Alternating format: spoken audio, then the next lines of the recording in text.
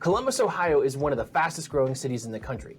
That being said, there's so much that people still don't know about the city that they live in and then they love. This interview is going to have everything from must-visit parks, exclusive shoe stores, to family-friendly restaurants and upcoming events in Gahanna. Don't miss out on this epic East Side adventure. What's up, everyone? It's Ryan Miracle, your favorite mortgage lender here in Columbus. Hope you guys are having a good week so far, but today I'm very excited to have a guest with us that is going to shed some light on what is going on the East Side, and there's a lot to unpack. So without further ado, I'm going to introduce to you Ben Jones. Big Ben. I love this guy, the big teddy bear. Love it. Yeah. So Ben, why don't you tell everyone a little bit about yourself? Yeah, so I grew up in the Gahanna area and got into real estate over 11 years ago. I've got 4 daughters, one that was born just a few weeks ago, and just loving every moment of it. Congratulations. So thank you. This real estate thing is what's going to help me pay for weddings and college for all these girls, so I'm excited. As a girl dad myself, my hat goes off to you. Yeah, I get it, but you got double me, so God love you, man. It's all the same. Yeah. So how did you get into real estate? Oddly enough, no, I was a leasing agent for an apartment complex way back when, and started making some applications. I was married, having my first kid, and I was like, all right, I can't survive on this leasing agent type of income, and started just applying to every job whatsoever. No one replied. So leasing agent as in apartments, right? Mm-hmm. Okay. No one replied for 4 months. Oh. All of a sudden, I get a random phone call from a builder that's saying, hey, are you still looking for jobs? 4 months later. Okay. And they say, hey, are you looking for a job? I actually had no experience in selling houses, and they said, hey, come here, we'll train you. And for 3 years, I sat underneath someone making pretty much no money, training for 3 years, trying to learn the business. Because I was a young guy. I was like 20, 22 years old. Same, yeah. And after 3 years, they gave me my own office and got rolling. So where was your first own location? It was in Blacklick. Blacklick. Mm-hmm. So still East Side. East Side. Nice. Came back home. Nice. Came back home. So I started in Marysville, then jumped to Delaware, and then was able to get my first official office by myself in Blacklick. So you know, I remember, so I started the same way. So I started in a new build community in Marion, of all places. Crazy. And you earn your stripes when you are an assistant at a new build production. So hats off to you, man. I know it's a grind, but that day that you got promoted, you got the call, you got promoted. I'm sure it was one of the best days of your life. It was taking me from the other end of Columbus all the way back to home and being able to sell to my friends and family, neighbors, and I ended up actually building in that neighborhood that I sold in. So work was 3 doors down from my office, and it was insane. Right. So that being said, so one of the questions that I've been seeing here often, there's a lot of pain out there when it comes to young families, young singles trying to buy houses. Right. Now, Columbus, since it is so attractive of a place to live, people are coming here in droves. Right. So with it being so hyper competitive, what is some advice that you would give to a Gen Z or a millennial, and maybe a Gen X who hasn't bought a house yet? Right. What advice would you give to them to just get into the game? How would you help them bridge that gap? Honestly, with having 4 daughters, this has really helped because there's a lot of emotions. Okay. And I feel like as a first-time buyer, I was one at one point, and the reality is it's such an up and down process, if you will. Mm-hmm. And so a lot of times buyers get so down and so up throughout the process and so excited, which is not wrong. It's one of the biggest decisions you ever make, right? What I always tell people, and the biggest way to try to overcome that, is see more houses. Okay. I typically tell my clients, and this is different for every client, but typically you're going to see about 20 houses. Okay. Make about 4 offers in this market to be able to get to that house that you actually fall in love with. Fair enough. And the only way to do that is to see more and more houses. And if we find one that you love or that you're excited about and you don't get it because the market is a little more tough, a lot of times people give up. And this is the biggest decision you're going to make ever. And so in reality, it's one of those things that you got to see more houses and keep putting foot in front of the other. Gotcha.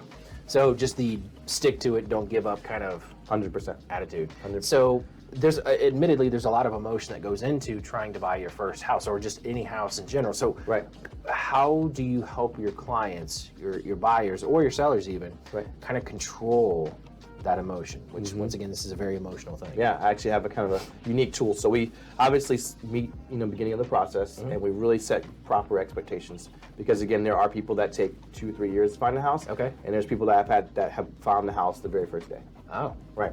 So what we do as we tour a property, especially on the buying side, is that we'll rate them from 1 to 10. And typically, if there is a couple that is seeing the property, there's usually a different number for each client, right? Yeah, makes sense. Some people will give you 4, some people will give you 8, and then they get in the car and fight over what the reason was.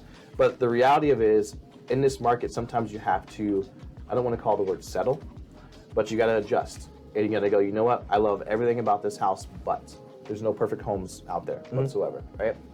And so when you do that 1 through 10 rating, if you are making an offer and something is a 4, you're less willing to adjust on the price. You're less willing to kind of give up that extra dollar that you have. But if you're at an 8, 9, or 10, and you're both on the same page, you're like, whoa, wait a minute. Not only are you helping your relationship because you're like, no, we're on the same page. Good. But you're also giving yourself the ability to say, you know what, let's increase our budget because we really do like this house. And it's something that we're worth paying an extra $1 or $2 to get it. To actually take a shot at it. Let's go. So, our parents did a really good job of setting the bar really, really high. So I'm a millennial. I think you're a millennial as well. Yeah. Okay. Yeah. So that being said, our parents really did a good job taking care of us. And then us coming in, we expected to have the sun, moon, and the stars when it came to the houses that we wanted. Right. So how are you, with the market being as tough it is right now, are you telling your buyers to maybe just not necessarily settle, but just to get in to a property? Yeah. And then build your equity from there, and then level up your next house. Everyone, and really, you say our parents did a great job, but there's also a little piece, for our millennials and even Gen Z, that we're kind of coming with an expectation that we're going to be in this house for 30 years, and that's actually almost never happens, right? No one ever stays in their house for 30 years. So what happens is they're in there for the first 5 to 7 years, Right. And then life happens, maybe kids, maybe job transfer, and you move from that location, right? Right. And so exactly what you just said: buy the house, marry the house, date the rate. We say that all the time. So you're working on figuring out what you can afford now and the rates and all those things. And you're so scared of that you're buying as if you're going to be there for 30 years. Right. And in reality, we've been seeing this over the last, let's call it 30 years, where the market's changing so much, where you're every 4 to 5% every single year it's increasing. Yep. Right. Yep. And so if you buy today, not to say that you should overextend yourself, but at the same time you should be buying today so that you say, hey, I'm in the market. I have a home, let's build equity, and then we can now flip that into the next house. We want to upgrade, get more bedrooms, or do whatever. So at this point, how many houses have you owned? One. One? Yeah. Okay. So we'll use me as an example. So like when we bought our first house, my wife graduated a year ahead of me from college, so she ended up getting a house that was built in Marion, Ohio. Right. It was built in 1910. And I'm pretty sure, I'm still convinced that house is haunted. So we got into that house, and then we built up a little bit of equity, to your point. Right. And then we flipped that into a smaller home, but a brand new one. Yeah. And then from there we flipped that, and then so I think we're like 4 houses in. I love it. And we're in our forever home at 40. That's crazy. Yeah, so it's making sure that you're setting the right expectation to not, it doesn't need to be your forever home, like Ben said. Right. It doesn't need to be your forever home right from the jump. So just get into the game, period, and then work your way up from there. I always tell people, because they go into it, and a lot of times nowadays with interest rates, people are kind of like either pressing pause or just kind of frustrated. And I say, you can't get to a home run unless you go to first, second, and third base first. Fair. Right? And so a lot of people want to get the home run day one. You're getting your first job, your first income, you're trying to figure it out. It's very rare that someone gets their forever home on the very first try. Yeah, it's not. Unless grandpa gave them the house, Right, or right. they had this endowment from some Wherever. rich uncle that they never met. Wherever, yeah. Exactly. They sold Pokemon cards. I don't know. So we've talked on this channel a couple of different times about different outdoor activities. We haven't really touched on what's going on the east side. Yeah. So what are some of your favorite outdoor activities that you like to go and do stuff with your girls? Well, I mean, being Columbus in general, I would say, I don't want to call Easton an east side location. Okay. But there's just so much to do in Easton. Actually, today, it's going to be like 84 degrees. So I'm planning to take the girls to Easton, where they have kind of like a courtyard area where there are fountains that go. Okay. So it allows the kids to run through, they dry off, go get some lunch, and get home. And it's pretty affordable to do with a family. Yeah. On a hot day. But on the east side, meaning like Gahanna area, which is where I'm originally from, there is something called Creekside. And this is a cool area. It's been there for probably, I want to say, at least 15 years that they've been building this. It's where my wife and I had our first kind of hangout in the east side of Columbus. Okay. I mean, we got pictures. It's really funny. But there's walking trails. There's paddle boats. You can get ice cream there. Yeah. There's restaurants. I mean, there's so much to do there, and it's a cute area where you don't have to spend any money necessarily. Okay. To just enjoy the area, do some trails, throw some rocks in the water, that kind of thing. So, Nice. really cute. What's the funnest thing that you've seen, animal over there? Is it like a raccoon or a deer? It's not more wildlife, if you will. Okay. It's more within the city, but they've created these trails that are kind of reserved. So nice. It's nice. You're gonna have the naturals, the raccoons, the squirrels, the random stuff. The atypical, or the typical Ohio. The stuff that critters. turns into roadkill. Right, exactly. So one of the things that I really enjoy about our relationship is you have turned into my sneaker coach. Love it. So I am just a baby shoe head at this point, but I'm getting there. It's right. It's right. So that being said, I know that you are the OG. So you tell me, what are some of your favorite spots around Columbus to pick up some nice sneakers? If I don't mention your name, just don't be offended that I didn't shout you out as well, because they're all over and there's so many options. But no, my sneaker passion came when I was a kid. Okay. So I'm one of 11 kids, and I got a lot of hand-me-downs. And so it wasn't always easy just to get my own sneakers. So I always got hand-me-downs, and I'm a basketball guy. So you need new sneakers every 6 months to a year when you're playing. Yep. And so I couldn't afford them. So as real estate's been good to us, I've been able to get a few pairs of shoes. Okay. So in Gahanna specifically, there's a place called Dead Stock. Dead Stock. Okay. Now this is in Stone Ridge. It's a plaza. There's kind of a movie theater, some shopping there, and they've got everything you can think of. Okay. Things that you look online you can't find, they have arrays of shoes. So shout out to Dead Stock in Gahanna. Now, Lamar Odom, you familiar with? The basketball player, right? Okay. Yep. He came in town a few weeks ago. We had a networking event. He happened to be there. I saw the picture of you too. That's awesome. Yeah, it was kind of cool. He's a really down-to-earth guy. There's a lot of media about him, but he's a really cool guy. And just after that networking event, he's in Columbus for just a few hours. Where does he go?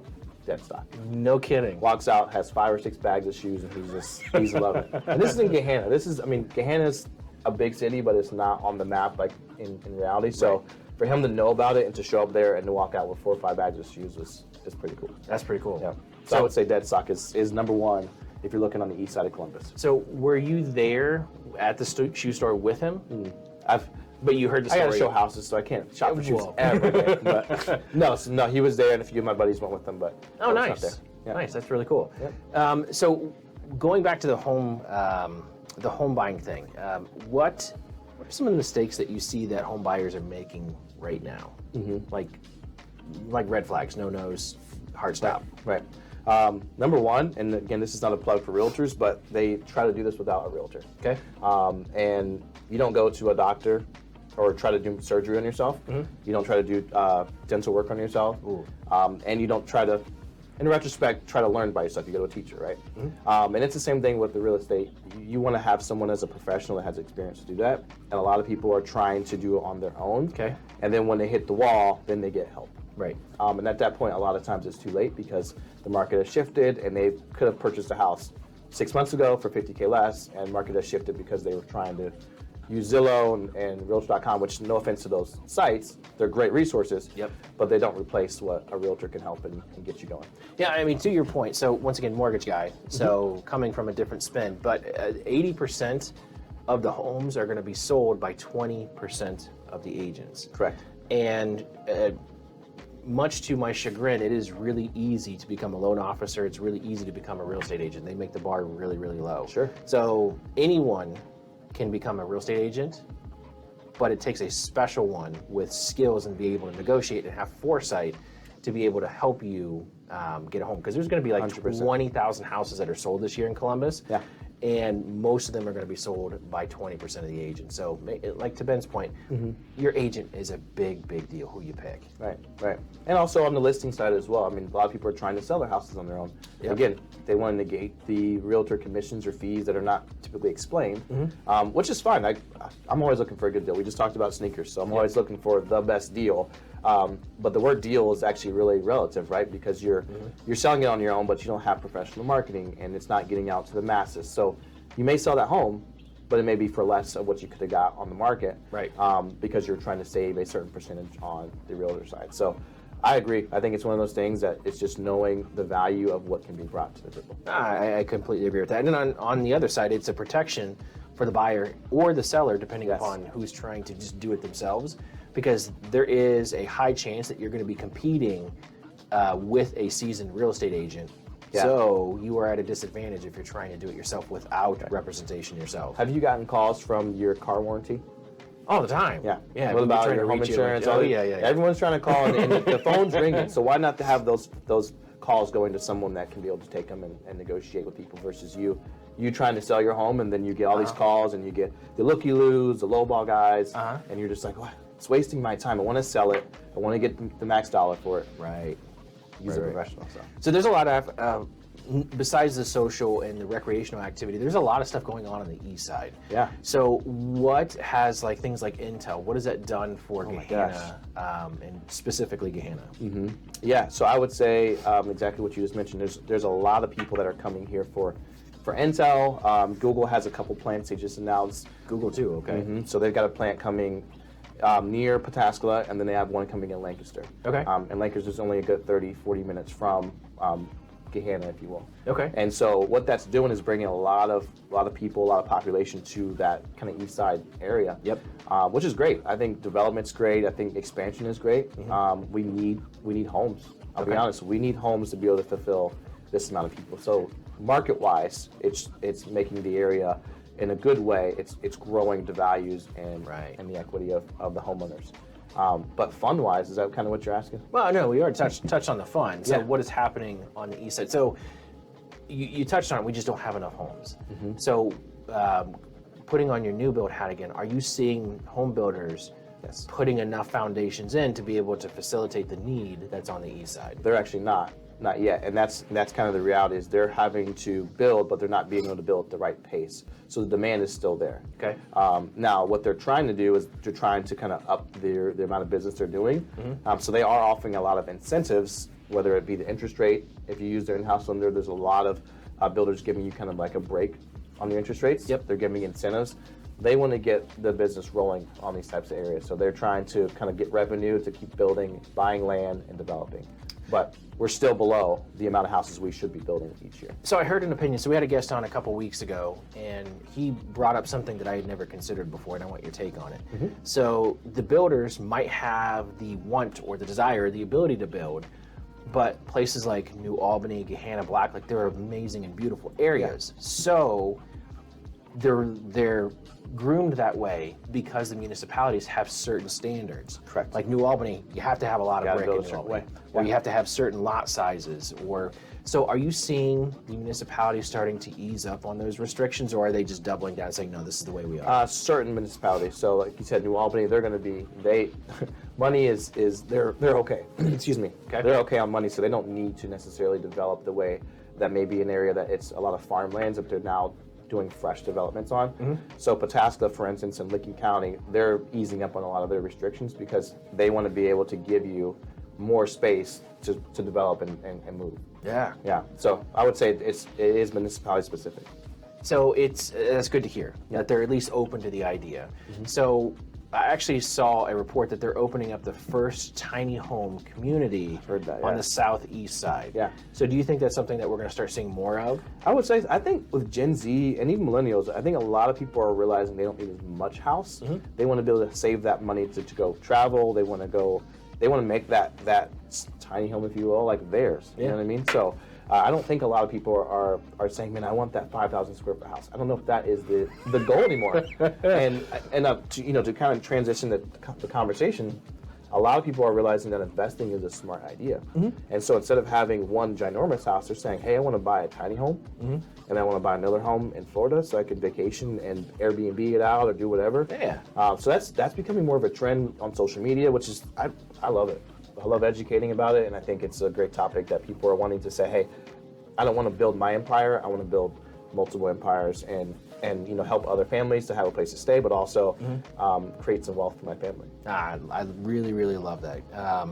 So that being said, we're seeing kind of a shift happen in real estate. Is there like specific neighborhoods when you're going out and showing houses? Are there specific neighborhoods that you see that people are gravitating to? I wouldn't say neighborhoods, I would say cities. Okay.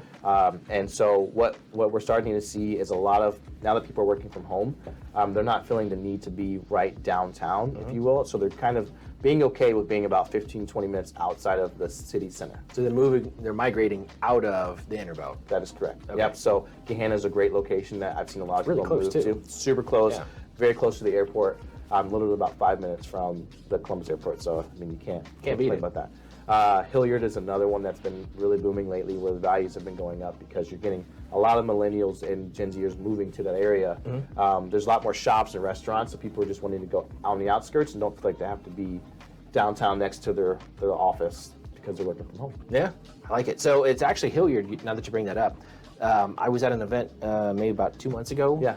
And I think it's called Hilliard Commons, is that right? That sounds right. Yeah, but there's like this whole like walkable district that Hilliard's creating. It's kind of like Evans Farms Yes. and a whole bunch of areas. It Center. seems like these municipalities are creating their own walkable communities, which is And really interesting. They're cool to tour. And that's going back to what I said earlier, just getting out and seeing houses. That's, to be honest, that's the favorite part of my job is touring homes. Okay. I love touring homes with people, seeing how the home can fit around them versus how they can fit in the home. If that makes sense? Yeah. So seeing how they live and then walking home and seeing how you want to have a home office. This could be cool. You want a shoe room. This could be cool for your shoe room. Shoe room. I love I'll get there someday. Well, I will get there one day. So no, I love walking homes, and to your point, Evans Farms and some of these other areas, they're so great to walk and just tour some of these properties because the development that's going on now in Columbus is pretty cool. Yeah. Columbus is an exciting city to live in. So, with your ventures around Columbus, Gahanna specifically, Eastside specifically, what are some of the places that you've discovered that you've then brought your family to as like an activity? Is it like a restaurant or a park or a business like Lighthouse or something like that you have discovered that you enjoy taking your family to? We love eating out. We just love, it's one of those things that, some families are like, I love eating at home. We do too. Yep. But we just love eating out. It's our families, just time just to get together around the table. So we're always looking for a good deal. Okay. So Old Charlie's in Gahanna. That's a good one. Kids eat free for every parent meal. You heard Bob it here Evans. first. Yeah. Bob Evans, kids eat free on Tuesdays. With 4 kids, we're always looking for places to eat free. So I love the hole in the wall spots, but I also love the big chains. They're saying, hey, come bring your kids and we'll give them some food. That's good. So no, I would say those are some cool areas or food places that we can go to. But again, going back to Easton, I love Easton. During the summertime, they have drive-in theaters.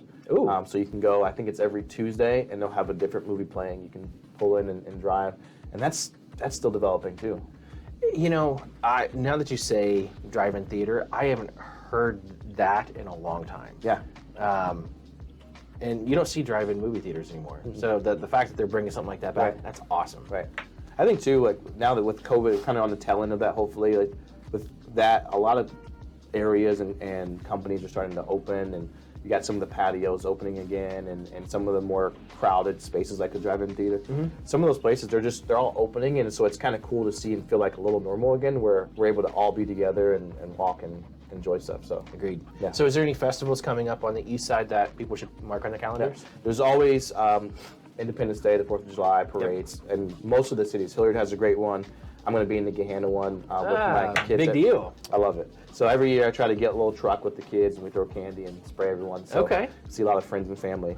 So yeah, I would say the parades is going to be a good one. Good. There is a Jazz and Blues Fest in Gahanna as well. So right in Creekside, if you were to block that off, it's called Mill Street, and they have a Jazz and Blues Fest as well during the summer. So there's a bunch of festivals, especially in Gahanna, I like it. I would go to. Yeah, and that's one of the cool things is it's almost like New York. Yeah. To where we have these little boroughs and they all have their own communities and cultures, and Right. which I love. I was just in Sunbury this morning showing a house, and I drove through the downtown. They had their own. It was a Memorial Day. I guess it's almost like a market. So everyone had these tents and they had their shirts. I'm like, man, this is how life's supposed to be. Slow down. Let's spend time together. Enjoy. Let's just enjoy each other. So Enjoy. So wrapping up with going back to real estate. Yeah. So we've talked a lot about buyers. What are some of the important factors that sellers need to consider right now? Because right now we're at the height of the market. We might see a shift towards the last half of this year to where things are going to be, there's going to be less buyers because rates are going to continue to go up. Sure. You heard it here first. So what can sellers do now to maximize their dollars before the second half of the year in the downshift? So timing is very important. Okay. I always tell people it's timing, the way you price it, and then how you market it. Okay. And so a lot of times what I've seen, and this is a mistake I've seen from a lot of sellers, is that they've seen what happened over the last 24 months, and so they shoot for the stars with their initial listing price. Okay. And so going back to having an educated realtor helping you is going through those numbers and looking at comps that have happened in the last 3 to 6 months. Okay. And understanding that you need to price it well. One, to get traffic, and then once you have traffic, it needs to show well so that they actually make an offer. The worst thing you can do is price it to get a bunch of people in there, and then they walk it and they don't love it. Or you overprice it and get no traffic. Can't sell unless people see it. Yeah. So, I mean, and then the agent on the other side is looking at the low ball offer and so what's wrong with the house. Exactly. And if the house sits for too long because you overpriced, it's the same question, what's wrong with the house? That's what I was saying. So the market's showing right now, you're either selling in that first or second weekend, or you're sitting for 45 to 60 days. And there's two in between. There's not really much in the gap. And really that is the conversation. If it doesn't sell in that first week or two, everyone's like, there's something wrong with this property because demand is too high. And typically it's either price or it just doesn't show well. Right. Well, I mean, so that being said, it's the real estate market right now is challenging. And I post content like this myself, and I engage with the people who are commenting in the comments. Right. And there's just a lot of pain right now. So if you need to buy or sell, Ben and I would love to be your real estate resource of choice. Yes. But once again, you have to make sure that you're picking the right professional to partner with because it makes a difference. Right. Getting a coach helps in sports and a lot of other things. So, I mean, How long have you been in the business? 18 years this year. Jeez, 18 Yeah. years. 11 on my side. So got a little bit of experience. A little bit. Yeah. A little bit. Yeah. But if you guys need any help with buying or selling a house, once again, we would love to be your real estate resource of choice. Right. If you have any questions, comments, drop them in the comments below, and we'll be happy to engage. Ben, if someone wanted to reach out to you, what's the best way for them to communicate with you? Yes, best way would just give me a call or text. I'm a simple guy, and I try to respond as quick as possible. Okay. So 614-546-9514, or you can go to my website, which is bensellsohio.com. There's a little link there. You can reach out to me, and I'll get back to you really pretty soon. Yeah. Well, brother, I simple. appreciate you so much. This Thanks, was man. awesome. Thank Awesome. you. Yeah. And if nothing else, we'll see you guys next week. Have a good one. Love it. See ya.